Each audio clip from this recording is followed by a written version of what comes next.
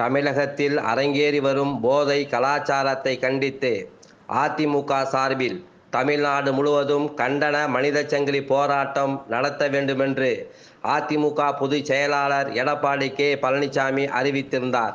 அதனையொட்டி இன்று சீர்காழி புதிய பேருந்து நிலையம் அருகே முன்னாள் சட்டமன்ற உறுப்பினர் திருமதி சக்தி தலைமையில் ஆர்ப்பாட்டம் நடைபெற்றது.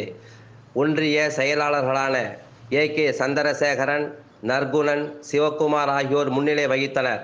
இந்த கண்டன மனித சங்கிலி போராட்டத்தில் மார்கோனி, மாதானம் சங்கர், உமையாள்பதி, ரவி, வழக்கறிஞர் தியாகராஜன், முன்னாள் சட்டமன்ற உறுப்பினர் வழக்கறிஞர் சந்திரமோகன், பரணிதரன், ராஜசேகரன், மோகன் உள்பட பலர் கைகோர்த்து நின்றனர். தடயம் நியூஸ் செய்திக்காக நிருபர் ஜெக சண்முகம், சீர்காழி.